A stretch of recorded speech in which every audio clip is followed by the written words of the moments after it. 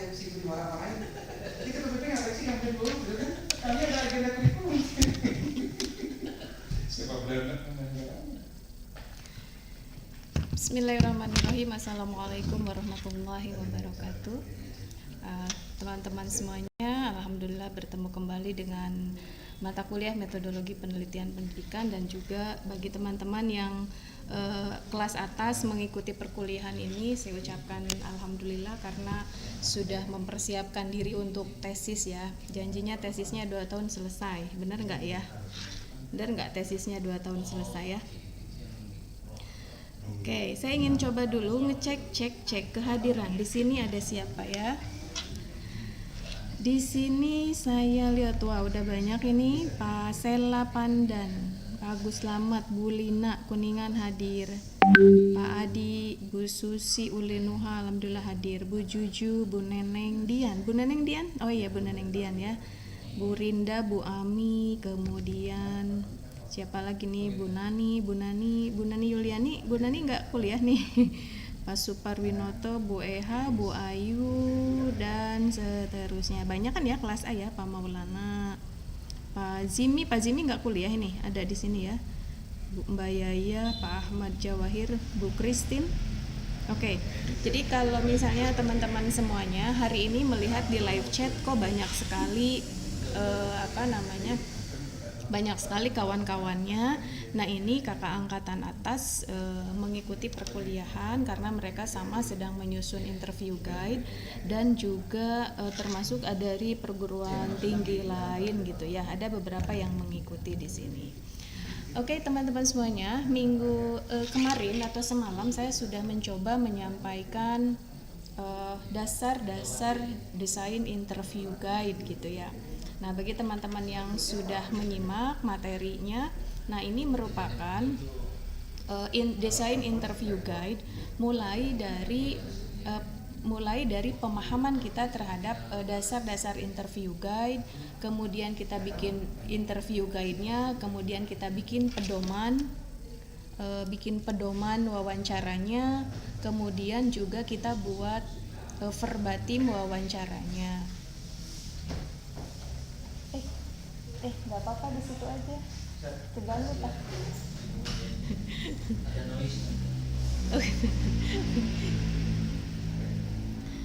Oke. Nah, kemarin dan semalam saya sudah men-share ya interview guide di pertanyaan penelitian yang pertama. Nah, hari ini kita akan mencoba melanjutkan ke pertanyaan penelitian yang kedua. Hanya sebelumnya saya ingin menyampaikan dulu beberapa hal yang harus dipahami ketika kita membuat interview guide ya. Nah ini kalau teman-teman yang kemarin yang ini sudah menyimak, tinggal diulang lagi ya, disimak kembali. Oke, pertama di sini sebelum kita masuk membuat interview guide, kita harus memahami beberapa definisi, perbedaan definisi antara teori, definisi konseptual, operasional, indikator dalam mendesain interview guide. Nah, di sini teori seperti yang teman-teman ketahui bersama bahwa teori ini merupakan prinsip umum yang sudah kredibel secara ilmiah gitu ya, menjelaskan tentang suatu fenomena. Jadi kebenarannya tidak usah diragukan lagi karena memang ini sudah sudah kredibel, sudah menjadi prinsip umum gitu yang bisa digunakan oleh kita sebagai peneliti ataupun akademisi gitu ya. Nah ini teori, dan yang bisa kita lakukan terkait teori ini banyak ya. Kita bisa mencari di buku-buku yang sifatnya buku babon gitu ya. Misalnya teori tentang manajemen pendidikan, teman-teman harus cari teori yang berkaitan dengan manajemen pendidikan gitu ya. Bisa dari Terry, bisa dari Chung Maginson, kemudian bisa dari Henry Fayol gitu. Nah ini teori ini harus kita relevansikan dengan teori yang kita gunakan di judul kita. Kalau misalnya teman-teman membahas mengenai manajemen pendidikan,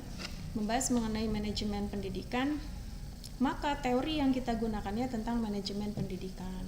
Kemudian membahas mengenai pendidikan entrepreneurship, maka kita harus cari teori yang berkaitan dengan pendidikan entrepreneurship gitu. Nah, teori-teori yang akan kita tuliskan dalam interview guide itu harus ada dalam bab 2 gitu.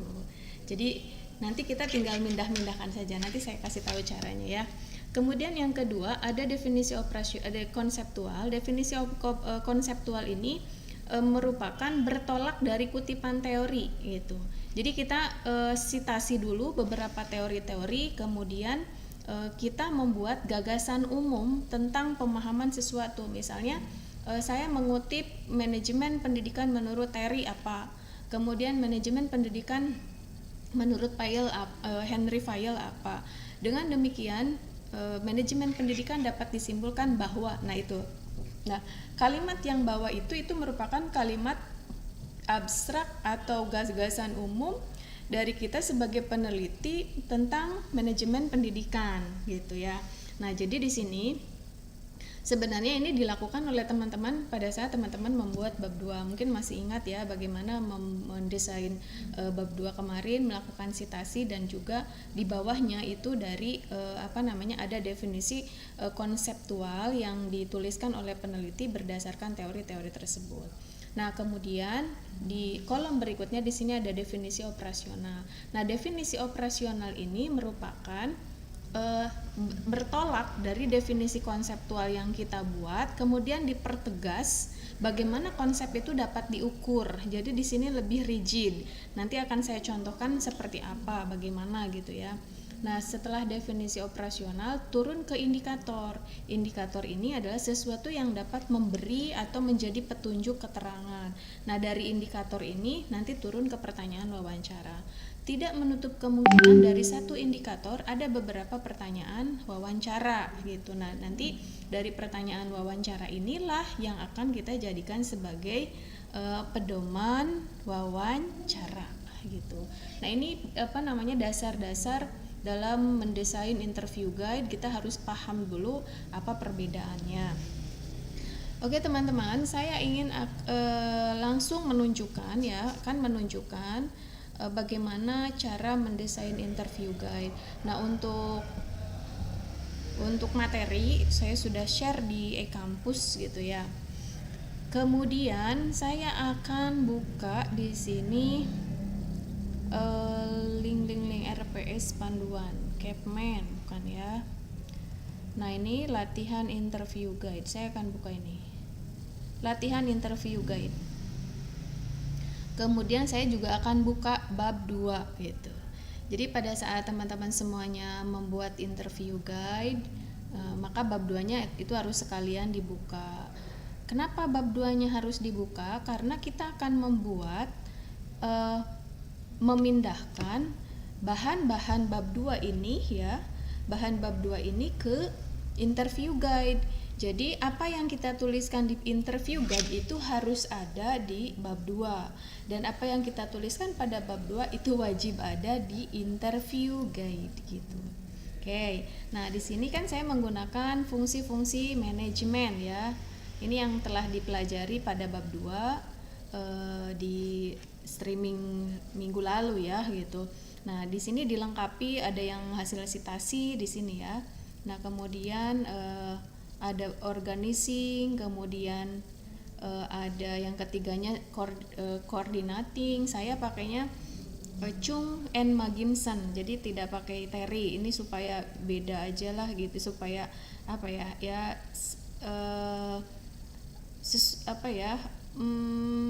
mencari hasanah baru lah, karena teman-teman banyaknya aktuating gitu, banyaknya pelaksanaan di sini. Nah, kemudian nanti di sini ada pengendalian dan juga controlling gitu ya. Nah, bahan-bahan ini nanti akan kita masukkan ke ke interview guide. Maka di sini saya akan buka interview guide-nya. Nah, ini interview guide-nya. Ini interview guide-nya. Ini sebagai pengingat saja saya tuliskan di sini pendidikan entrepreneurship berbasis occupational skill di Madrasah Aliyah Darul Ulum Kabupaten Majalengka. Nah, ini query itu question research ya. Kami di para peneliti kualitatif itu biasanya bilangnya query itu question research atau pertanyaan penelitian. Nah, pertanyaan penelitiannya saya sesuai dengan Chung and Magginson dan sesuai dengan yang saya tuliskan di bab 2. Ada perencanaan di sini, kemudian pengorganisasian, yang ketiganya di sini ada pengkoordinasian, yang keempatnya di sini ada pengawasan. Nah, gini ya, ada pengawasan. Jadi di rumusan masalah ini sesuai dengan yang kita kutip di sana ya, di di bab 2. Tapi teman-teman juga kalau misalnya mau memasukkan teri nggak apa-apa gitu, yang penting terinya ada, Chung and Magginson-nya juga ada. Jadi ini kita ambil dari bab 2 gitu ya. Oke, nah ini pengingat saja saya tuliskan. Nah, kemudian kita masuk pada sebelum desain interview guide, kita masuk kepada istilah ini dulu ya, supaya kita pada saat membuat interview guide lebih memahami ketika tabel ini kita isi terlebih dahulu ya. Oke, saya ingin coba lihat di live chat dulu nih, ada banyakan, ada siapa aja yang hadir. Ibu Uneng sih hadir, Pak Abdul Hakim, Bu Sania, Mediana, Samratul Khairiyah Hansa. Oke, nah untuk kelas A saya minta siapa ya?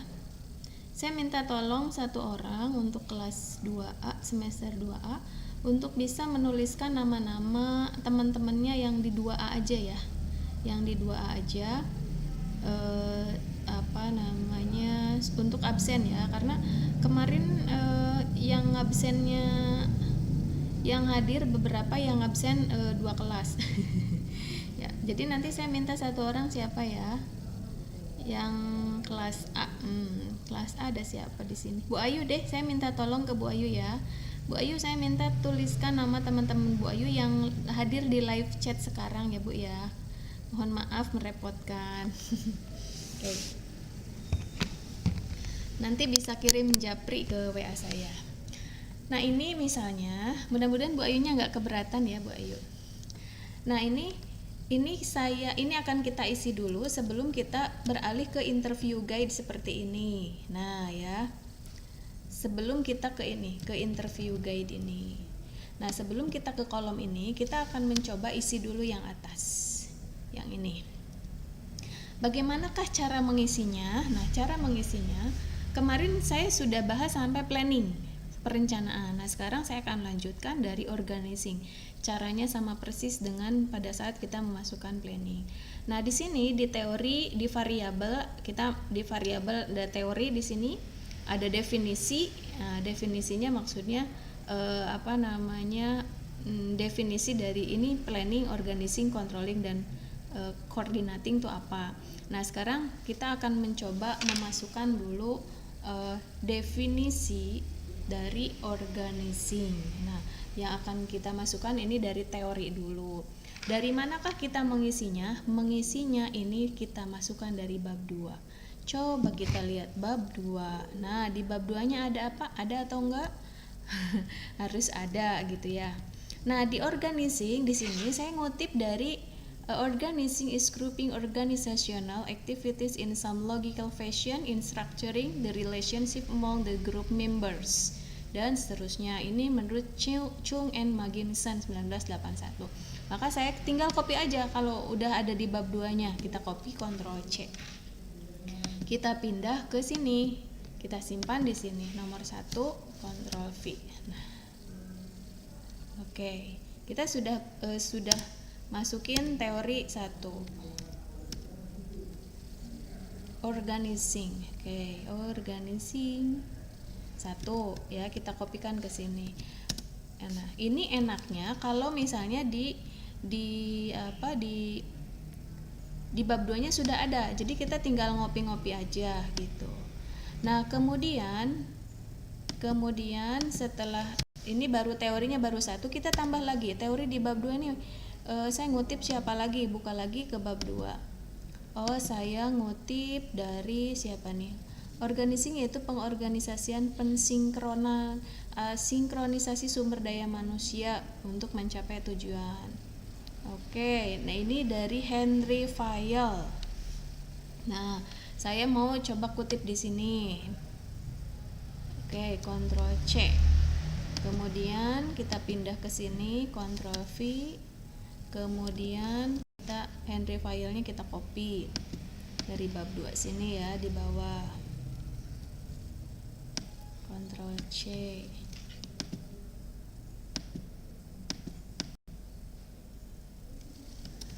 Oke, Henry Fayol. Kemudian yang ketiga saya ngutip siapa lagi di sini? Di bab 2. Oh, misalnya saya ngutip Terry. Oke. Saya ngutip Robinson juga. Saya copy aja, pindahkan ke sini. Nah, kita sudah ngutip misalnya 4 di sini, 4 orang. 4 orang kita kutip ya, ada Robin and Coulter. Nah, di sini nanti setelah 4 orang ini kan teori.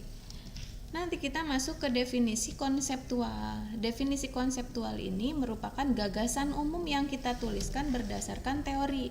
Jadi setelah kita baca keempat pendapat ini, apa pemahaman kita terhadap teori tersebut? Maka kita harus menuliskan kalimat sendiri dalam bentuk parafrase gitu ya. Nah, kita tuliskan kalimat pemahaman kita tentang pengorganisasian menurut teori mereka, tapi dengan bahasa kita. Nah, berarti saya di sini harus menuliskan gitu ya. Berdasarkan teori tersebut, maka dipahami oleh saya bahwa pengorganisasian adalah pengelompokan pekerjaan ke dalam bentuk gambaran kerja yang logis dan membuat struktur hubungan kerja antar anggota dan kelompok kerja,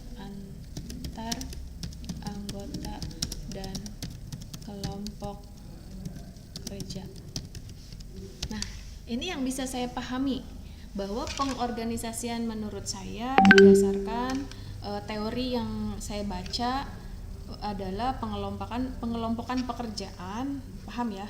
Pengelompokan pekerjaan ke dalam bentuk gambaran kerja yang logis dan membuat struktur hubungan kerja antar anggota dan kelompok. Nah, kalau misalnya Bu ini bahasa Inggris kumaha, ya memang harus kita pahami yang bahasa Inggris ini gitu, supaya kita bisa membuat definisi konseptual. Kalau tidak kita pahami, kita ya pelajari, bisa di bisa di Google Translate, ataukah bisa di Word juga bisa gitu kan, atau bisa di Google Doc juga bisa gitu, untuk menerjemahkan gitu ya, untuk menerjemahkan bahasa Inggris supaya kita paham apa sih yang dimaksud dengan Chung and Magginson ini gitu. Nah, ini definisi konsep. Kemudian setelah definisi konsep kita buat, maka berdasarkan definisi konseptual ini kita turun ke definisi operasional.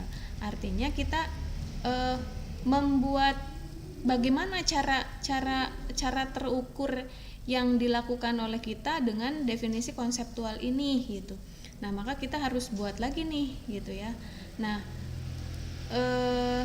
di sini saya harus menuliskan secara lebih rinci ya. Saya tuliskan berarti yang definisi operasional ini sudah mengarah kepada lokasi penelitian. Pengorganisasian dalam penelitian ini, maksudnya dalam penelitian pendidikan entrepreneurship ini ya, merupakan pengelompokan pekerjaan, merupakan pengelompokan job description gitulah, description, kemudian menyusun struktur ya, menyusun struktur kepengurusan pendidikan entrepreneurship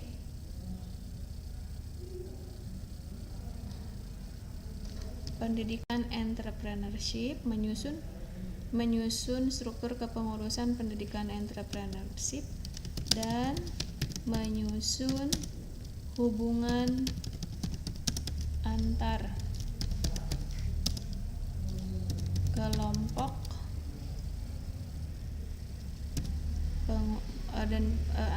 menyusun hubungan antar kelompok. Nah, ini saya panjangkan pendidikan entrepreneurship ya. Nah, yang akan dilakukan dalam penelitian ini di tahapan pengorganisasian ini adalah mengelompokkan job desk ya, dan menyusun struktur serta menyusun hubungan antar kelompok. Misalnya ketua bagaimana hubungannya dengan sekretaris bagaimana hubungannya dengan bendahara. Maksudnya hubungan kerja ya, bukan hubungan dalam tanda kutip, tapi dalam hubungan kerjanya itu seperti apa gitu. Nah, ini dalam definisi operasional. Kemudian setelah kita selesai definisi operasional, maka kita akan turun ke indikator. Nah, pada saat definisi operasional ini kita harus ngecek mana kata kunci nih, mana kata kunci dari definisi operasional di pengorganisasian. Nah, di pengorganisasian ini kata kuncinya satu, pengelompokan job desk, saya tandai. Kemudian menyusun struktur kepengurusan pendidikan entrepreneurship. Kemudian menyusun hubungan antar kelompok ya, antar kelompok dan anggota kelompok. Nah, ini kata kunci ini gunanya untuk kita menurunkan ke indikator gitu. Jadi kalau misalnya kata kuncinya udah ketemu di sini, maka kita akan turunkan ke sini, kita copy aja. Kita copy, Ctrl C, kemudian Ctrl V. Nah, pertama kita atur ya di sini. Yang pertama, yang dimaksud dengan pengorganisasian dalam penelitian ini tuh satu, pengelompokan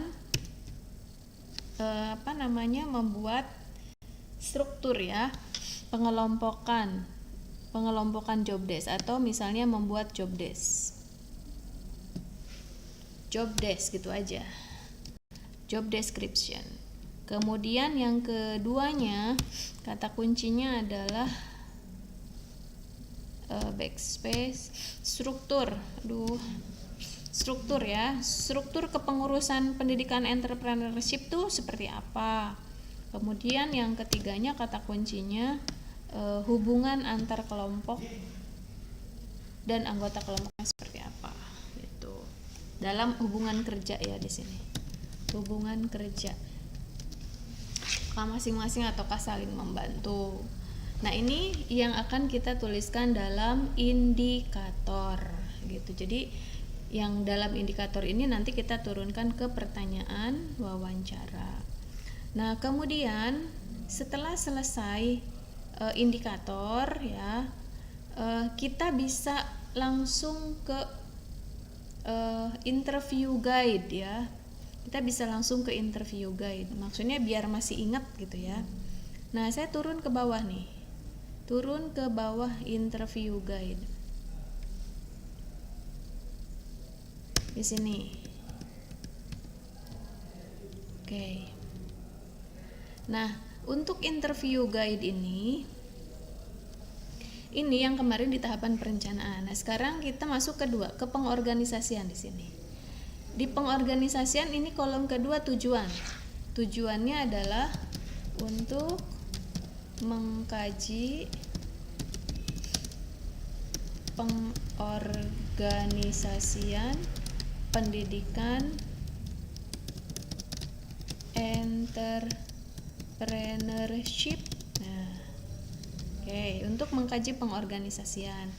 Yang ketiga di sini kolom apa? Kita coba lihat informan. Nah, informan. Nah, untuk informannya ini siapa di pengorganisasian itu ya? Apakah kalau yang kemarin ini di sini ada ketua pelaksana, ada kurikulum dan ada tutor. Lumayan juga ini banyak ya. Oke, ada ketua pelaksana.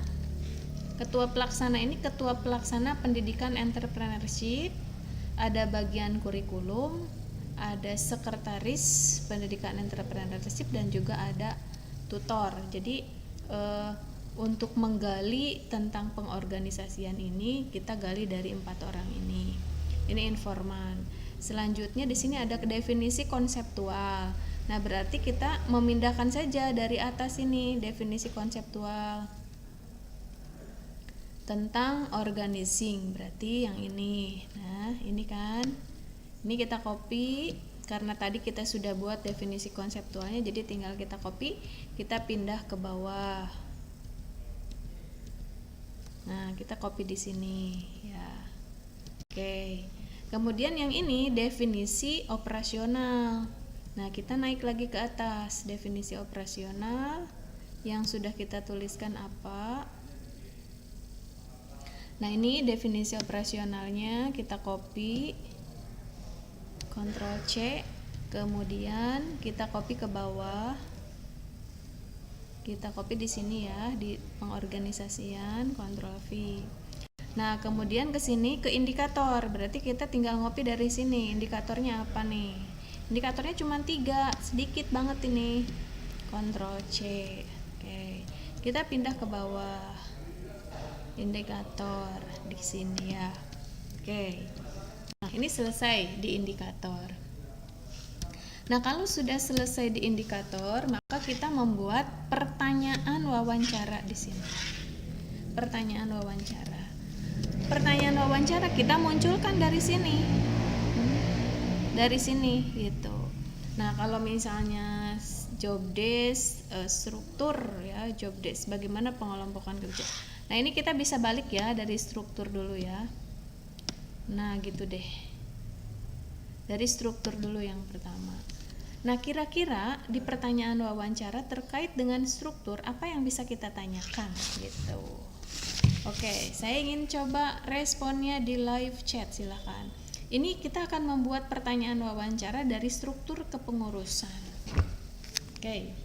Saya ingin lihat di live chat, silakan teman-teman semuanya untuk berkomentar.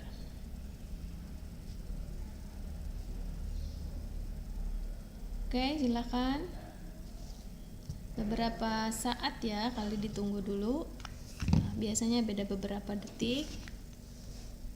Ya, silakan direspon di live chat.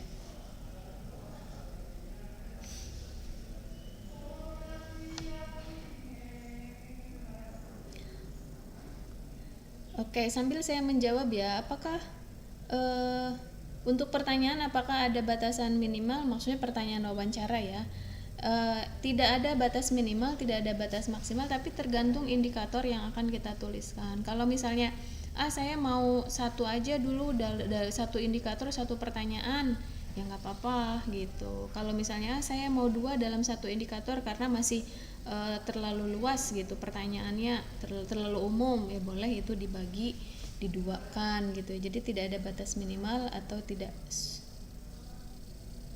Oh, suaranya kecil, aduh ya tah, saya udah maksimal kalau di saya ya, mungkin bisa pakai headset ya Pak ya gitu.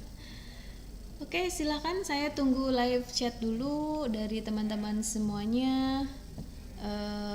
Kira-kira pertanyaan wawancaranya apa nih di nomor 1? Oke, silakan. Misalnya apakah atau apakah,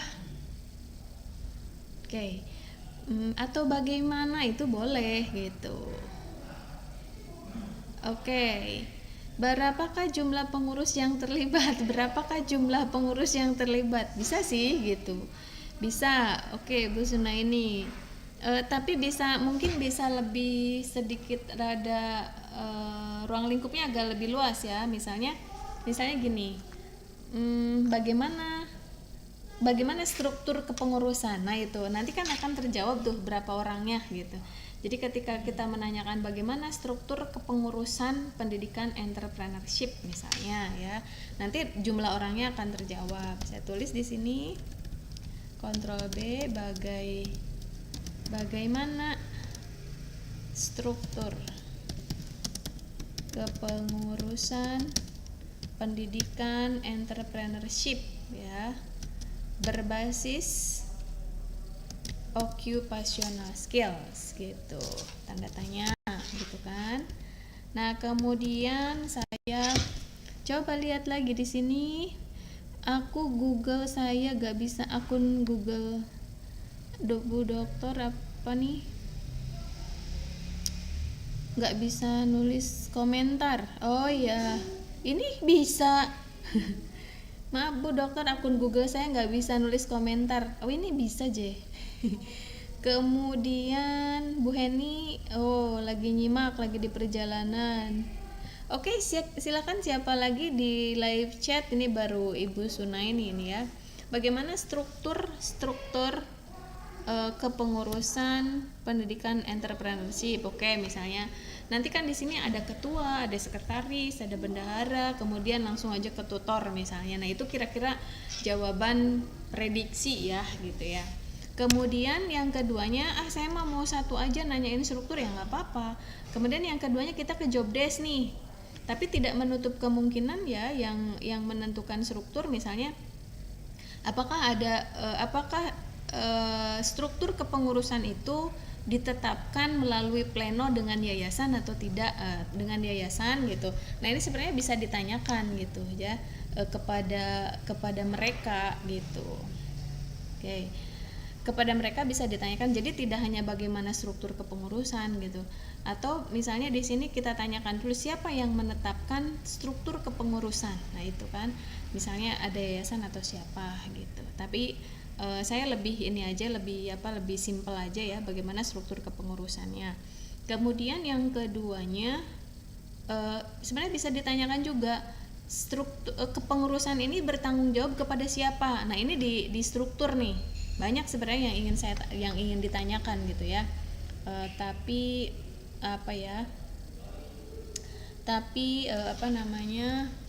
Saya ingin lebih simpel lah gitu ya, bagaimana struktur kepengurusan. Yang kedua, bagaimana pembagian tugas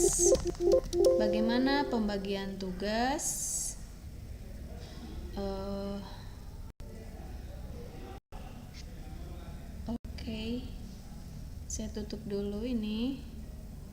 Mana nih? Ada ini ternyata. Bagaimana pembagian tugas setiap strukturnya. Nah, misalnya ketua itu tugasnya apa, job desk-nya seperti apa, sekretaris job desk-nya seperti apa. Nah ini juga akan menjadi banyak ya. Bagaimana pembagian tugas, misalnya saya lebih spesifik aja, ketua pelaksana tuh ngapain aja. Kemudian di sini ada sekretaris, kemudian ada bendahara, kemudian ada tutornya. Nah ini kita tuliskan. Kemudian yang ketiganya, bagaimana hubungan antar kelompok. Bagaimana hubungan antar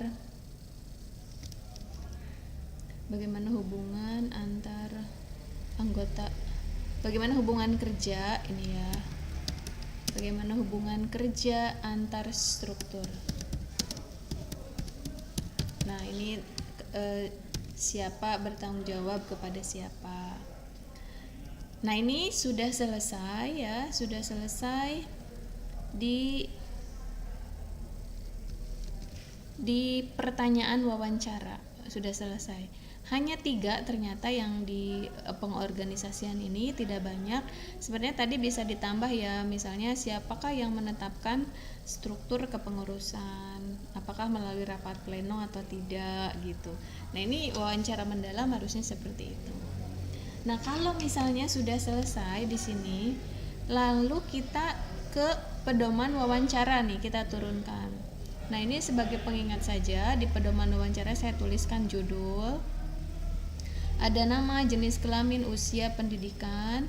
Nah, di sini di identitas atau di profil informan ini harus lengkap ya, supaya di profil informan ini kita sudah bisa membayangkan misalnya namanya, nama laki-laki, jenis namanya misalnya siapa, jenis kelaminnya laki-laki, perempuan, usianya berapa, pendidikan, jabatan, tempat wawancara. Nah, nanti ini akan mempengaruhi hasil wawancara semua ini.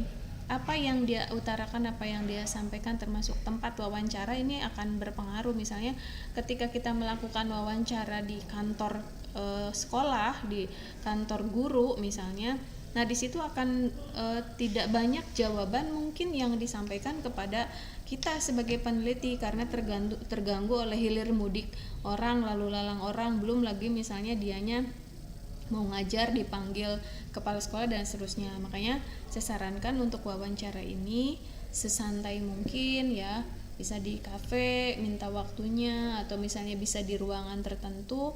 Dan jangan lupa pada saat melakukan wawancara bawa HP, dihidupkan alat rekamnya, karena nanti kita akan menarasikan, membuat verbatim dari hasil wawancara tersebut. Nah, ini nanti yang akan kita tuliskan selengkap-lengkapnya gitu ya. Hari, tanggal, waktu ini harus cocok juga ya antara menuliskan waktu di sini dengan menuliskan waktu di HP gitu. Ya. Oke, kemudian saya lanjutkan ke pertanyaan wawancara. Nah, di pertanyaan wawancara di sini, ini yang kemarin tahapan perencanaan, sekarang kita masuk ke tahapan pengorganisasian. Hajar nih. Nah, kemudian kita masuk di tahapan pengorganisasian. Di tahapan pengorganisasian ini sudah saya tanda-tanda, ini sudah ada kali-kali. Nah, ini sebenarnya tinggal menurunkan dari atas ya. Tinggal menurunkan dari interview guide gitu. Nah, dari interview guide ini saya coba kopikan aja dari sini. Oke, copy paste aja, Ctrl C, kemudian kita pindah ke sini, V, Ctrl Z gitu kan. Nah, kemudian setelah selesai kita pindahkan ke bawah, kita atur dulu lah sedikit ya supaya rapi. Hanya ada 3 pertanyaan. Untuk tahapan pengorganisasian. Nah, di tahapan pengorganisasian ini kenapa kok hanya 3 pertanyaan kalau kita lihat ya. Sementara di tahapan perencanaan ini banyak. Karena indikator yang dimunculkan dalam tahapan perencanaan itu banyak gitu. Ada beberapa. Nah, sementara indikator dalam tahapan pengorganisasian itu hanya 3, jadi dimungkinkan hanya 3 atau 4 atau 5 pertanyaan wawancara yang bisa kita munculkan. Nah, yang nomor 2 sebenarnya kalau misalnya teman-teman mau dipisah itu boleh. Bagaimana pembagian tugas ketua pelaksana pendidikan entrepreneurship? Ini bisa dipecah ya. Nah, tapi kalau mau dipecah, di sininya juga harus dipecah juga di sini. Tuliskan dipecah ya. Bagaimana tugas ketua? Ya, misalnya seperti ini. Kemudian bagaimana tugas sekretaris? Seperti ini ya, dirubah. Kemudian bagaimana tugas tutor? Nah, artinya 3 indikator di tahapan pengorganisasian di sini bisa memunculkan minimal 6 pertanyaan wawancara.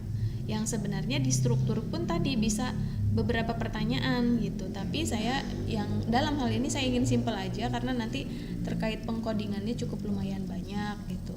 Nah, karena kita memecah, maka di sini kita harus pecah juga ya di sini. Bagaimana pembagian tugas? Kita pecah juga di sini. Sekretaris, bendahara, dan juga tutor. Nah, gini. Nah, di pembagian tugas, bagaimana pembagian tugas saya panjangkan ya. Saya lengkapi. Bagaimana struktur pendidikan entrepreneurship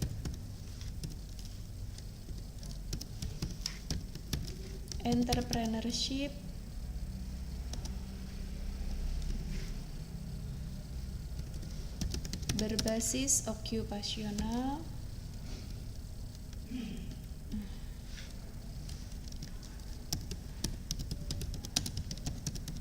ya di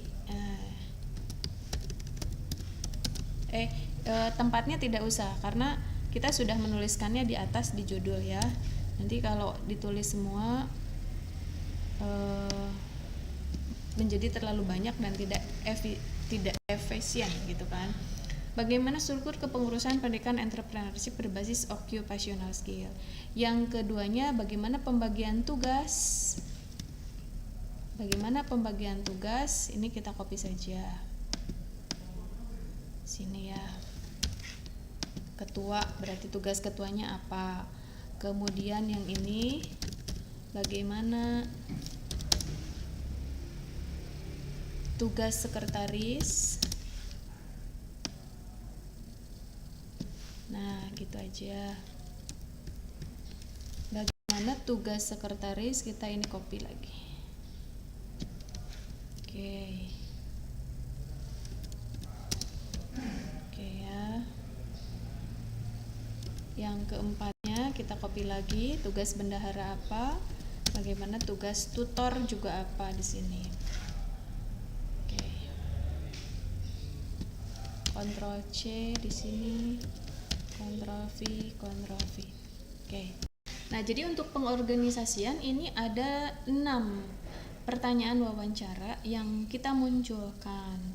Nah, di sini nanti dengan bertanya bagaimana tugas bendahara, ya, ini secara job desk-nya seperti apa. Adapun nanti realnya mereka akan ngomong sendiri. Sebenarnya tugasnya sebagai bendahara tuh di job desk seperti ini, Bu.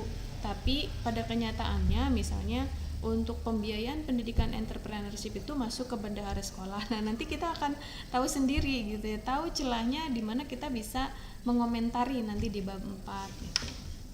Oke. Nah, ini sudah selesai tahapan pengorganisasian. Lalu ya, teman-teman semuanya harus menyelesaikan ke atas lagi, mulai dari sini. Dari tabel yang pertama, yang ini. Ya, tentang coordinating dan juga controlling. Ini harus dibereskan. Gitu, caranya hampir sama seperti tadi. Nah, misalnya nih, saya sudah menyelesaikan pedoman sampai selesai di tahapan pengendalian. Maka dengan pedoman ini kita jadikan bekal untuk mencari data dari lokasi penelitian terkait dengan apa yang sudah kita tuliskan. Saya yakin kalau misalnya teman-teman semuanya membuat interview guide sendiri gitu, maka pertanyaan-pertanyaan ini tidak usah dihafalkan, itu pasti akan ingat sendiri orang kita yang bikin konsep kok gitu. Jadi kita nggak usah buka, mungkin nanti yang lupanya aja apa ya gitu, tapi paling tidak kalau misalnya kita mengetik seperti ini, mengonsep seperti ini sudah hafal dengan sendirinya gitu, tidak usah dihafalkan. Bahkan pada saat ujian tesis nanti sekalipun misalnya coba pertanyaan wawancaranya apa saja, itu sudah di luar kepala gitu. Tapi memang kita yang ngerti, kita yang konsep itu pasti ingat. Nah, ini di tahapan pengorganisasian seperti ini ya. Selanjutnya nih, misalnya sudah selesai, silakan teman-teman ke lokasi penelitian melakukan wawancara mendalam dari sejumlah pertanyaan wawancara yang sudah kita tuliskan dalam pedoman. Setelah itu jangan lupa proses wawancaranya menggunakan alat rekam, karena ini akan membantu kita untuk menuliskan. Kemudian wawancara, apakah kita lakukan ke 4 informan? Iya, ke 4-4-nya, karena itu nanti data akan kita olah sedemikian rupa. Nah, kemudian setelah selesai wawancara, maka harus masuk ke verbatim di sini. Verbatim wawancara. Verbatim wawancara itu merupakan deskripsi tertulis dari hasil wawancara mendalam terhadap informan. Nah, tentunya pada saat kita menggunakan alat rekam, ini kan teman-teman harus nulis tuh. Misalnya yang pertama, ini informan yang pertama Pak Ade. Jenis kelaminnya laki-laki. Usianya berapa nih harus ingat. Pendidikannya S1. Jabatannya tutor. Tempat wawancaranya misalnya di ruang robotik. Hari, kapan, tanggal berapa, waktunya dari jam berapa sampai jam berapa. Nah, kemudian teman-teman harus bisa menuliskan ke dalam form seperti ini. Format seperti ini. Nah, ini yang kemarin. Nah, saya coba di pengorganisasian di sini ya. Di pengorganisasian, pertanyaan yang pertamanya kita lihat di sini apa? Bagaimana struktur kepengurusan? Saya copy saja. Ctrl C, kemudian saya bawa ke bawah. Di sini kita Ctrl V. Oke. Ini pertanyaan yang pertama. Maka jawaban dari informan tersebut harus kita tuliskan di sini. Jawab.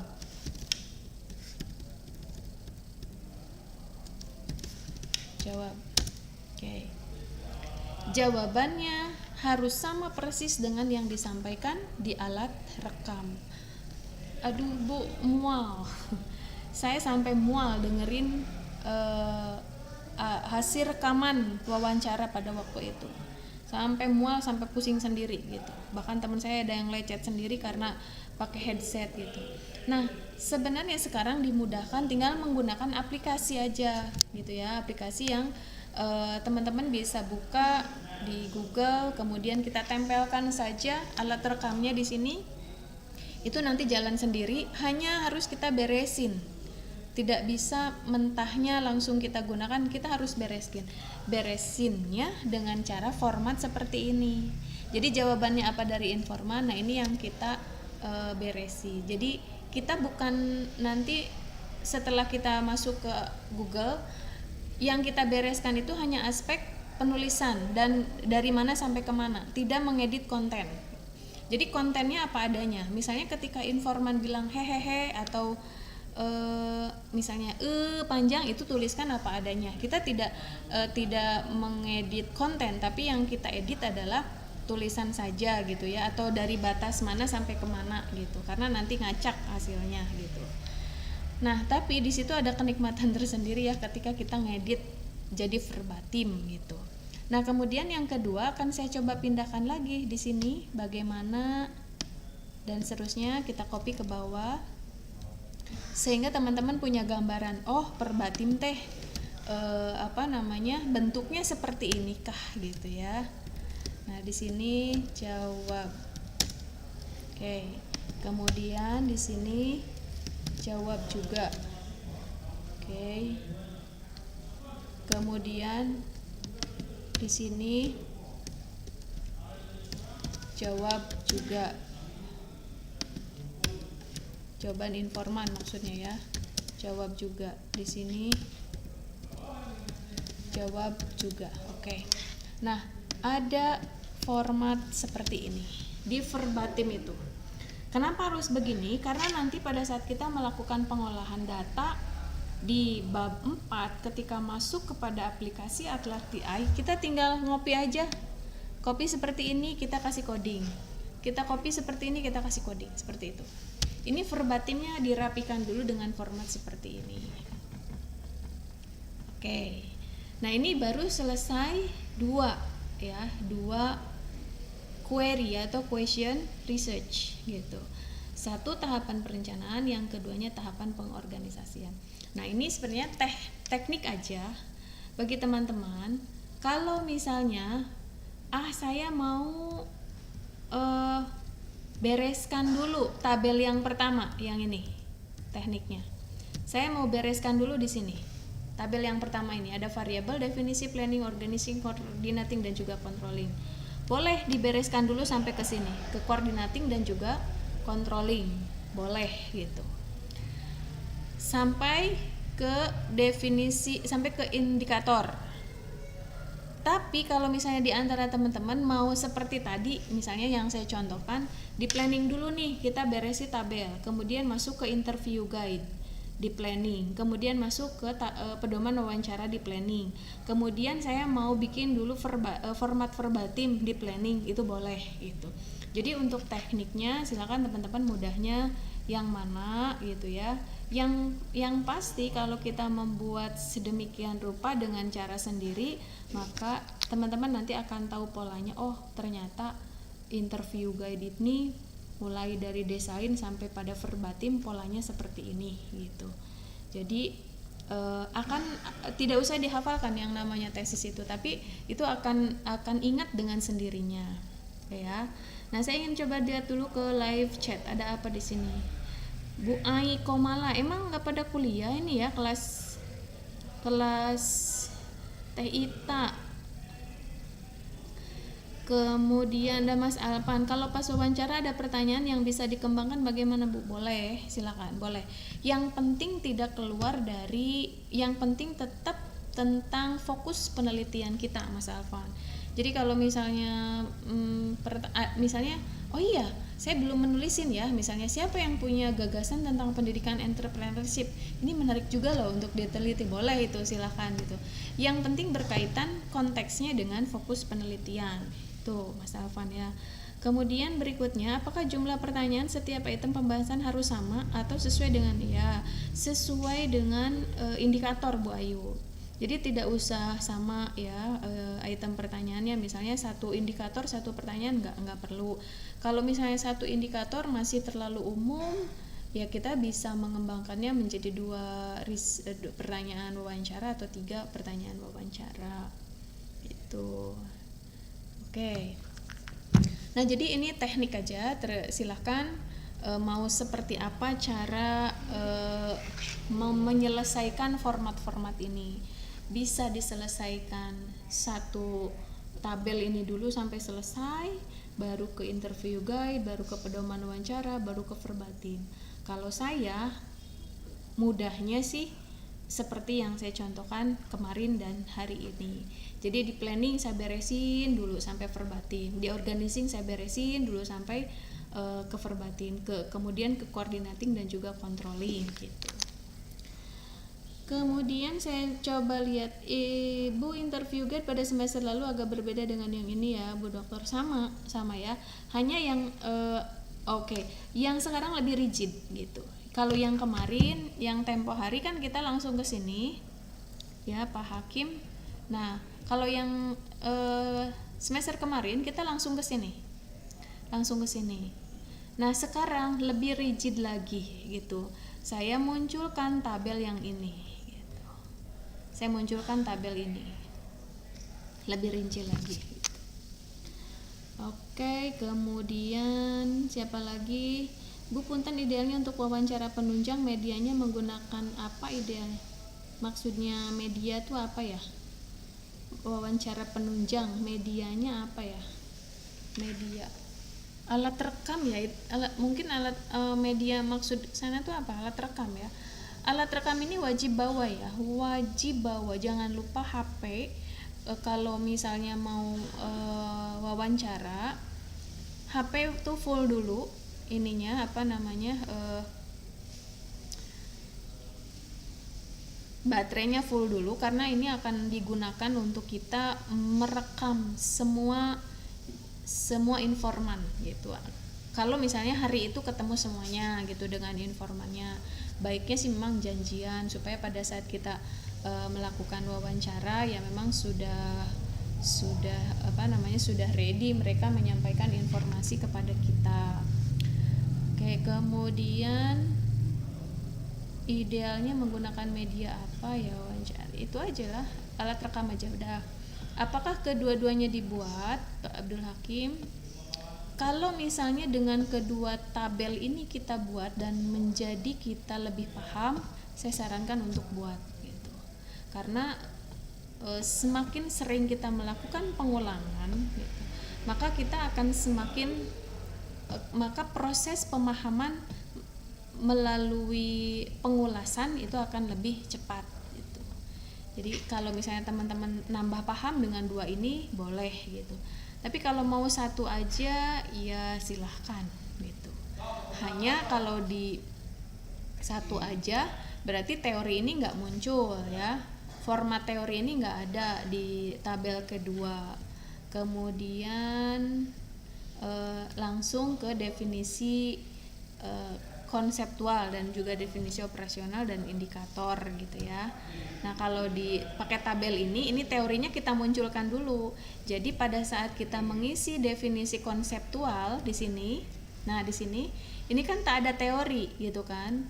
Nah, padahal ini merupakan ekstraksi dari beberapa teori yang kita tuliskan pada bab 2 di definisi konseptual ini gitu. Jadi kalau saran saya sih bikin aja ya, biar tambah paham gitulah ya. Bu Juju, Pak Chandra ini, siap Bu, oke. Asih Kurniasi alat rekam. Pak Herul Amal ini kelasnya nggak pada kuliah ini, kok ada di sini sih banyak kan? Kemudian informan ditentukan nggak Bu jumlahnya? Nah, ini kan sesuai dengan ini purposive sampling Pak Chandra. Kalau ternyata yang mengetahui secara persis tentang pendidikan entrepreneurship itu hanya 3 orang, ya sudah 3 orang saja gitu. Jangan banyak-banyak juga, repot nanti kita di pengolahan datanya gitu. Jadi ukurannya bukan jumlah orangnya, tetapi ukurannya di purposive sampling. Purposive sampling ini sampel yang bertujuan atau sesuai dengan kebutuhan. Oke, Mas Alvan, bagaimana kalau informan hanya sedikit memberikan informasi, kita tulis sesuai adanya atau bisa cari informan tambahan? Cari informan tambahan. Bahkan dari sini, teman-teman nih, dari informan ini, teman-teman harus bisa menentukan key informannya itu siapa dari 4 orang lagi. Informan kuncinya itu siapa? Gitu. Jadi kita harus bisa menemukan di sini. Kalau dia informan kunci, dia akan tahu banyak hal dari A sampai Z.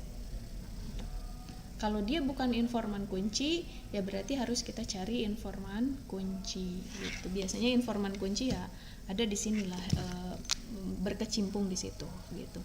Nah, ini sebenarnya Mas Alpan tuh mau kuantitatif apa mau kualitatif ya? Kayaknya masih bingung ini. Ini nanyanya informan terus. Kalau informan tuh untuk kualitatif ya.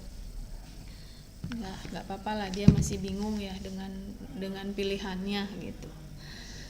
Oke, nah sekarang saya minta responnya nih, apa kita lanjut di coordinating? Barangkali ada yang belum yang datang belakangan ya.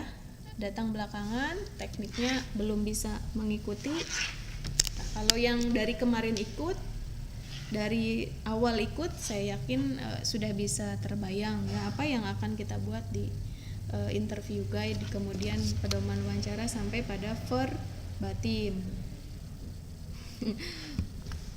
Kuanti ya. Oke, dia masih kuantitatif. Oke. Nah, yang kuantitatif Mas Alvan, saya pernah memberikan materi juga tentang kisi-kisi pedoman angket ya. Nah, ini sama sebenarnya ketika teman-teman membuat kisi-kisi pedoman angket, sama kan menggunakan teori yang kita tuliskan pada bab 2. Hanya kalau ini kualitatif gitu. Sebenarnya dasarnya sama gitu. Apa yang kita tuliskan di bab 2 ini sebagai bahan untuk kita membuat instrumen dan bahan untuk kita melakukan analisis data gitu. Nah, sekalipun memang di teman-teman belum sampai ke literatur review gitu. Nah, ada satu step sebenarnya yang hilang di teman-teman semuanya, tidak ada di silabus, itu literatur review. Nah, disitulah justru di literatur review itulah kita bisa melakukan mendialogkan antara satu teori dengan teori yang lain, apalagi dengan aplikasi. Nah, ini akan lebih mudah gitu. Oke, saya coba ke coordinating di sini ya. Coordinating. Kita buka lagi bab 2-nya ya. Teori coordinatingnya saya menggunakan Chung and Maginson. Kita coba buka di sini coordinating. Nah, controlling is the process of syncing with the organizational activities. Nah, dan seterusnya kita copy. Kemudian kita pindah ke sini. Seperti ini ya. Oke. Seperti itu, ya kan? Seperti itu Syahrini. Kemudian kita lihat lagi di bab 2-nya. Saya mensitasi siapa lagi di sini? Oh, ada Henry Fayol. Henry Fayol berbicara juga tentang kok pengendalian sih? Pengkoordinasian. Salah ngopi. Bentar ya. Pengkoordinasian. Oke. Pengkoordinasian. Sini kita buka pengkoordinasian. Oke. Ctrl C. Kemudian kita buka Ctrl V. Kemudian saya citasi siapa lagi nih? Oh iya, ada Henry Fayol. Komunikasi sangat diperlukan dalam nah ini aja. Coordinating.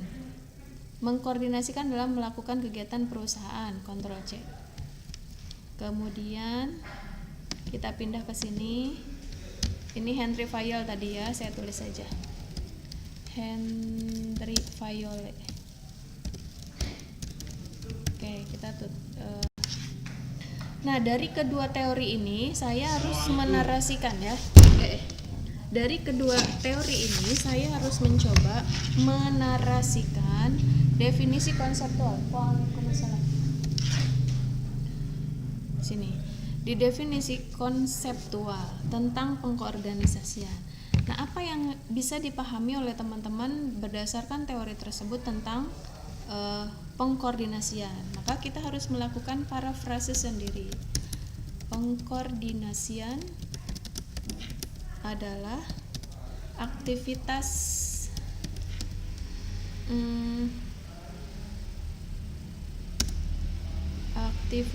menyatupadukan, menyelaraskan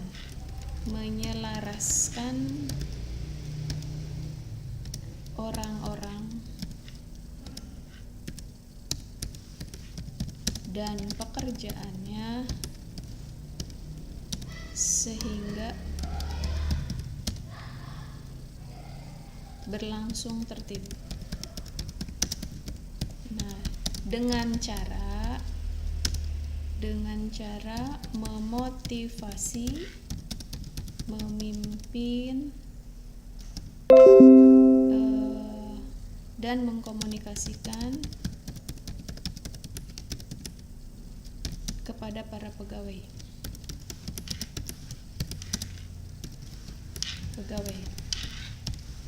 Oke. Nah, ini definisi konseptual yang saya buat berdasarkan teori-teori dari Henry Fayol dan juga satu lagi tadi Chung and Megginson. Nah, kemudian setelah saya pahami bahwa pengkoordinasian ini adalah aktivitas menyatupadukan dan menyelaraskan orang-orang dan pekerjaannya sehingga dapat berlangsung tertib dengan cara memotivasi. Nah, maka saya akan buat definisi operasional dari definisi konsep tersebut. Nah, di sini berarti kita sudah mulai mengkaitkan dengan lokasi penelitian. Saya tuliskan di sini pengkoordinasian dalam penelitian ini, nah gitu ya, adalah proses ketua pendidikan entrepreneurship dalam memotivasi, memimpin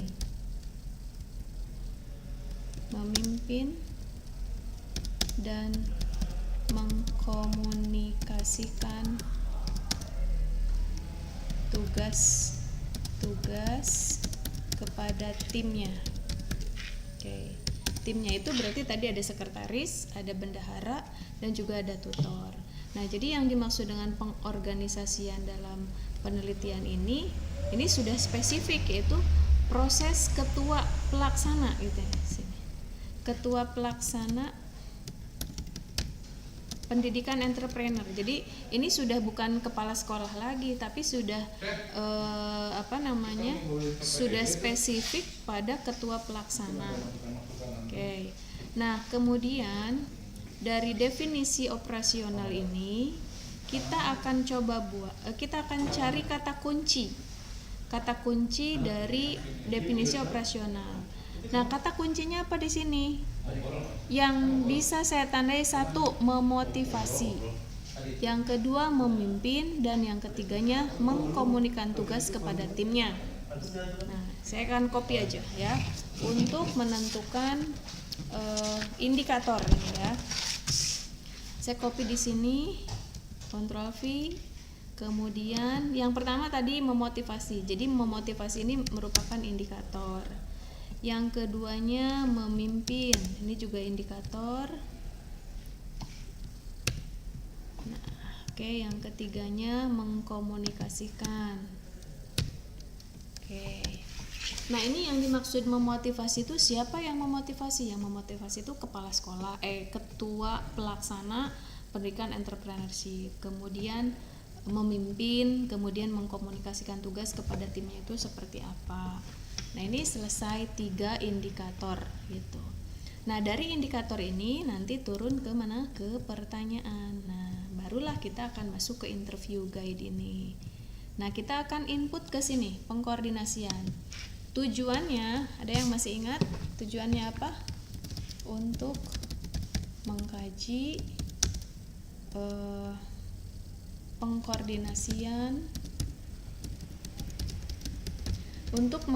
pengkoordinasian pendidikan entrepreneurship ya. Kemudian di sini informannya siapa? Apakah sama? Ketua pelaksana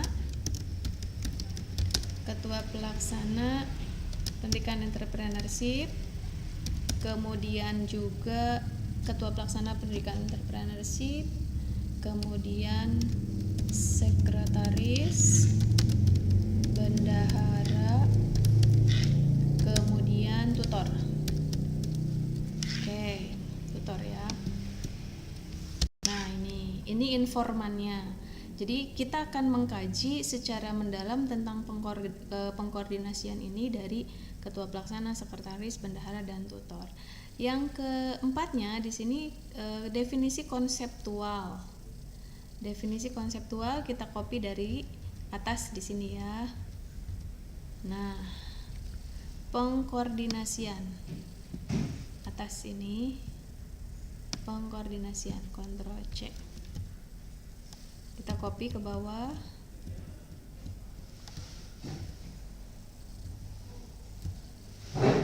Sini copy. Kemudian definisi operasionalnya kita copy lagi.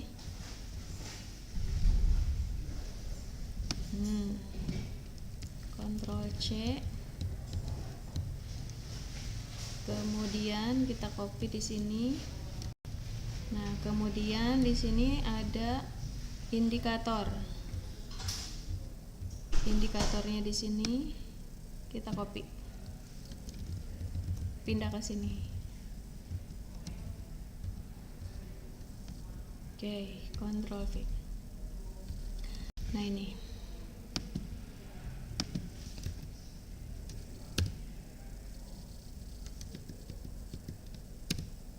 Oke. Nah, kita sudah punya 3 indikator. Ini kenapa nih? Ya, 3 indikator.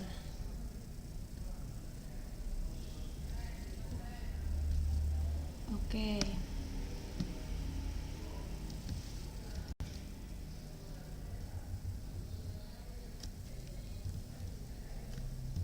Ini melipir begini kenapa ya? Kita biarkan saja dulu lah ya. Nah, yang pertama di sini memotivasi. Nah, ini harus kita gali ya. Bagaimana ketua pelaksana memberikan motivasi kepada anak buahnya. Artinya di sini kepada sekretaris, bendahara, dan juga tutor. Nah, berarti saya bisa tanyakan bagaimana cara ketua pelaksana pendidikan entrepreneurship memberi motivasi. Nah, ini nanti akan beda-beda jawabannya.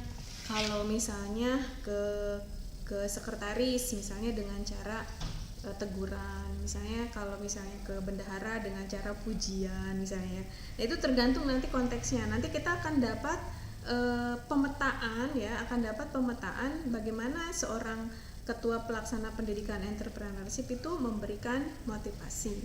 Kemudian yang kedua, nah ini kan cara memimpin tuh umum. Ini bisa kita lihat indikator memimpin itu apa gitu. Nah misalnya salah satu indikator memimpin itu di antaranya ya misalnya mengendalikan emosi, itu mengendalikan emosi. Nah kita di sini bisa tanya nih gitu, bisa tanya bagaimana cara memberikan pengarahan ya, bagaimana cara memberikan pengarahan ketua pelaksana kepada bawahannya gitu, apakah sering marah atau tidak. Nah ini kita dilihatnya itu bisa di cara memimpin gitu, karena indikator cara memimpin itu kan ya lumayan cukup banyak gitu. Cukup banyak ya, diantaranya pandai mengelola emosi, kemudian juga dia memposisikan dirinya bukan sebagai seorang bos gitu, tetapi pada saat dia memberikan perintah dia sangat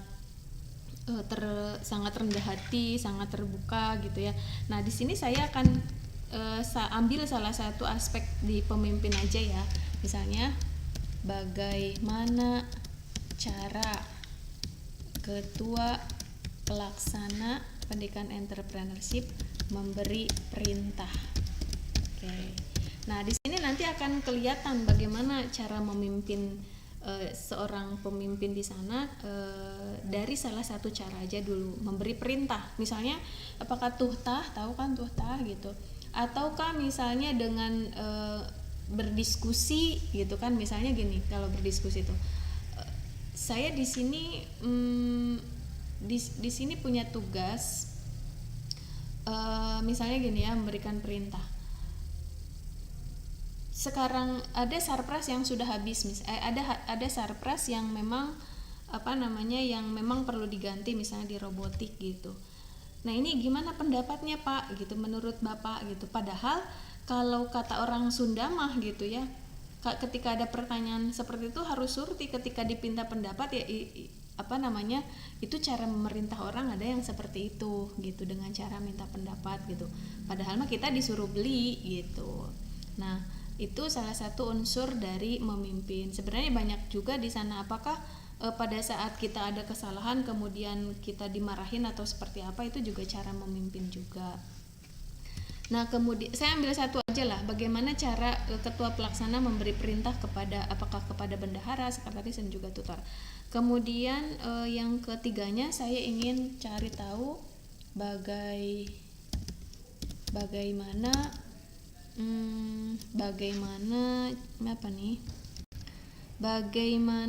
cara ketua pelaksana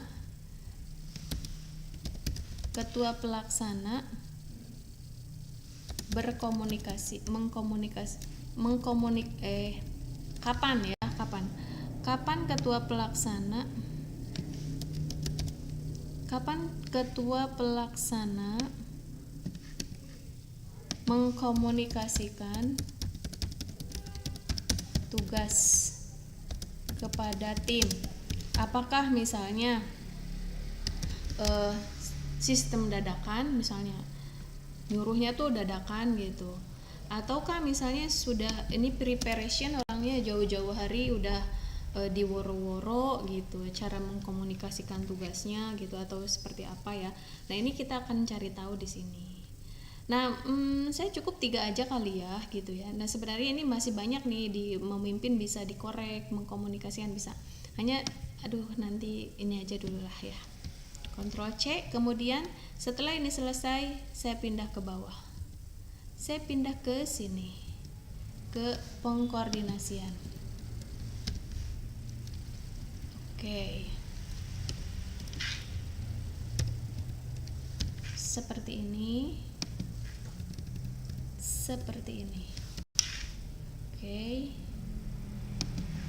cuma 3 aja, cukup lah.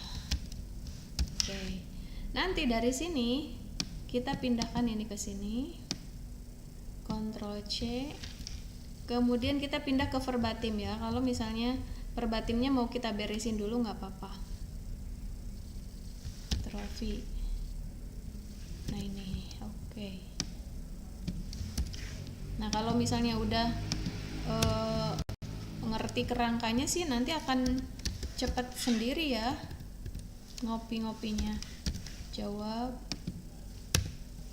kemudian jawab, kemudian jawab. Oke. Pengkoordinasian. Oke. Nah ini. Bagaimana cara ketua berjawab? Jawab. Ini nanti verbatimnya bentuknya seperti ini. Tinggal jawabannya kita tulis di sini. Dan seterusnya sampai ke nomor 4, pengendalian. Nah. Oke. Nah, nanti yang tadi yang baru datang sudah bisa mengikuti lagi gitu ya. Caranya seperti ini. Begitu mudahnya kita membuat interview guide, pedoman interview guide. Di sini pedoman wawancara, kemudian melakukan wawancara, melakukan ke Google Doc ya, kita pindahin jadi verbatim, dan akhirnya kita melakukan analisis data di bab 4. Baru setelah selesai verbatim kita bisa mengolah data untuk bab 4. Oke.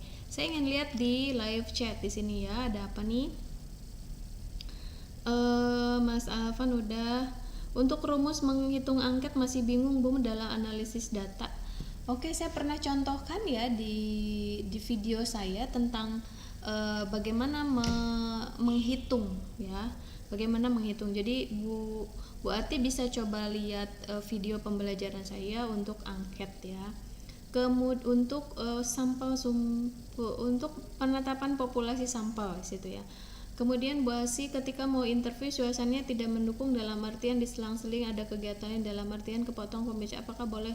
Nah ini Bu Asi, berarti Bu Asi harus bisa kontak dulu sama bapak atau ibu itu supaya pada saat interview kayak gini nggak kepotong-potong, karena nanti kan kita butuh ininya, butuh rekamannya gitu kan. Kalau kepotong-potong juga atau keburu-buru nanti mereka tidak akan menyampaikan informasi kepada kita secara utuh.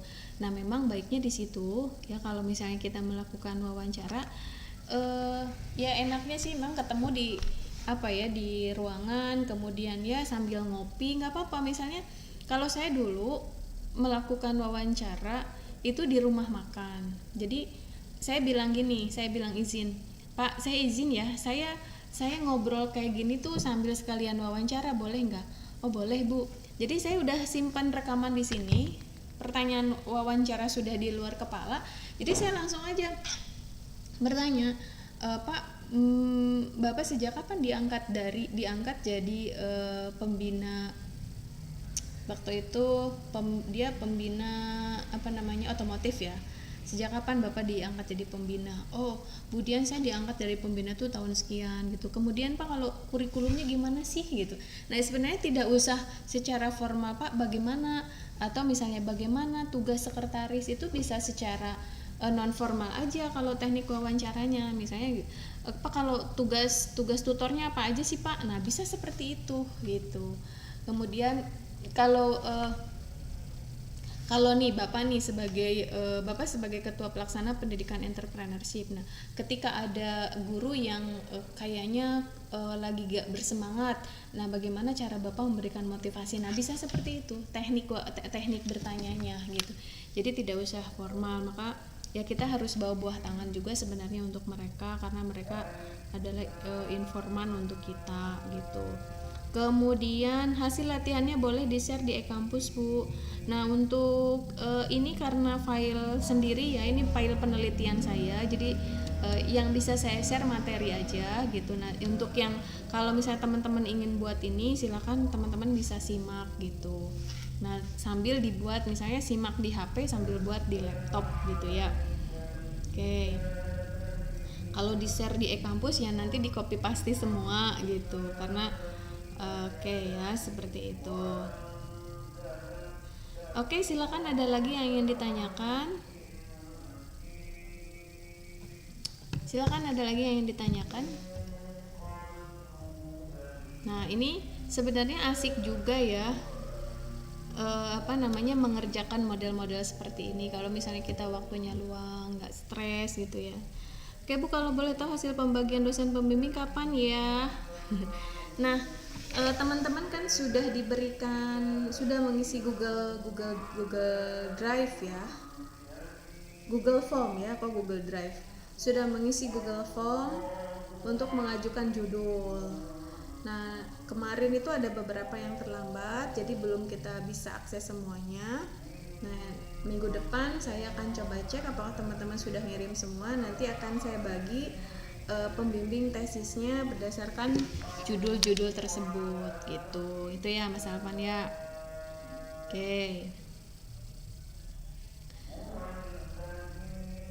Oke, silakan, ada lagi yang ingin ditanyakan. Sebenarnya di pertemuan kedua ini kita harusnya masih berbicara mengenai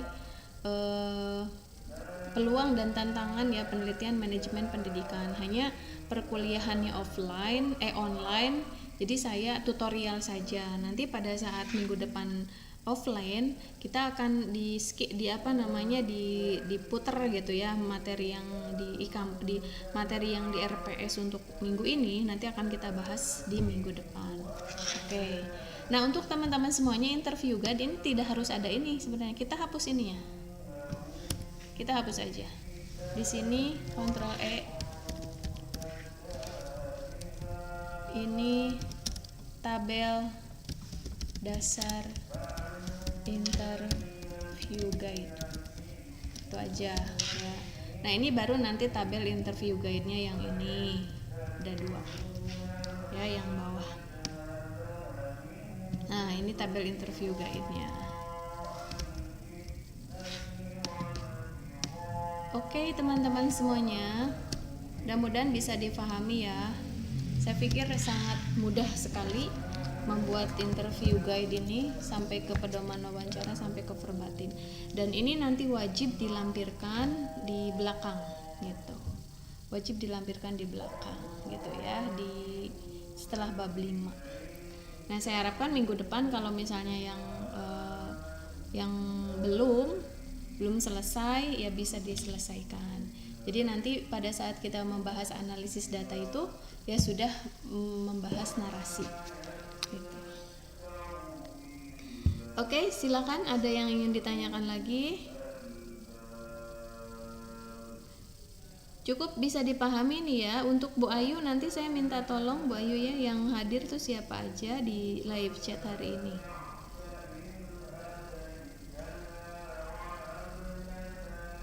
Oke, untuk semuanya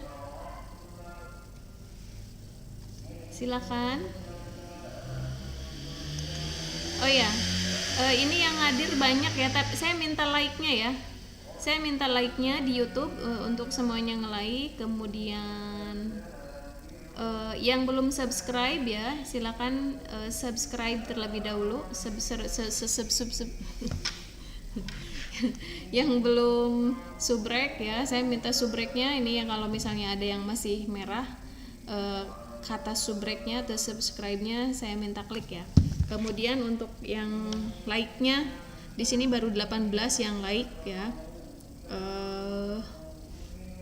Saya minta like-nya, minta jempolnya untuk semua.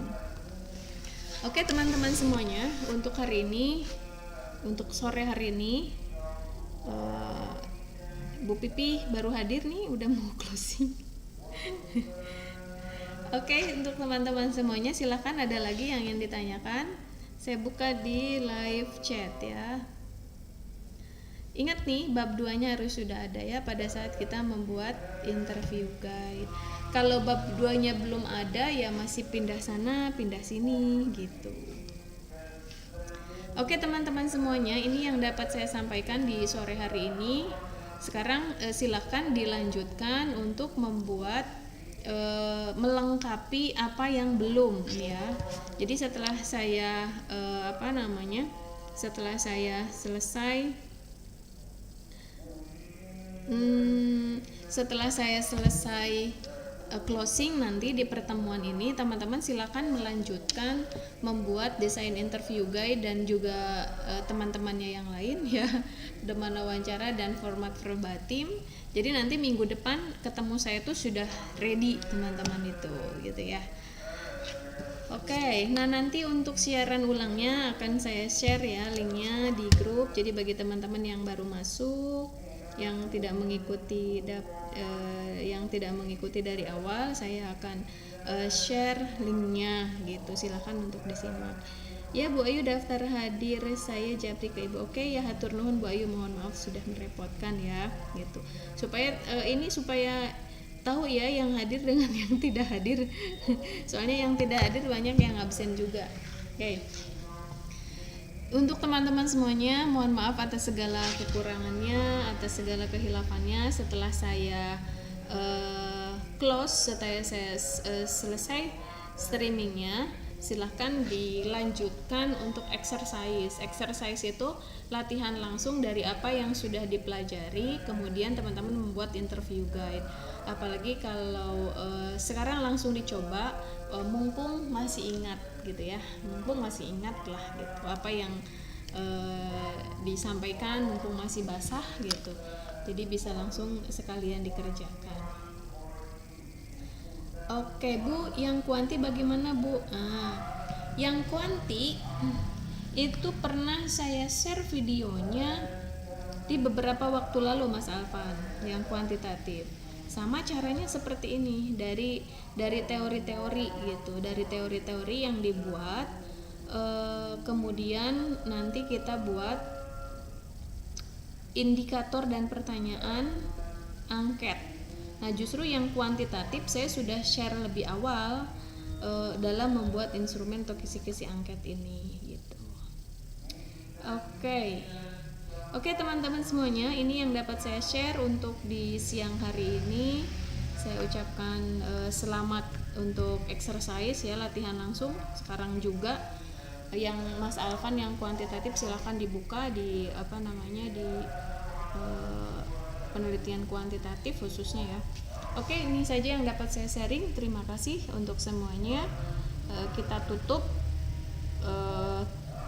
synchronous-nya dan dilanjutkan dengan exercise. Teman-teman semuanya membuat desain interview guide, lalu nanti silakan diupload di e-kampus ya. Yang sudah silakan diupload di e-kampus, karena kalau dilihat di tugas e-kampus itu ada kolom tugas, ada penugasan.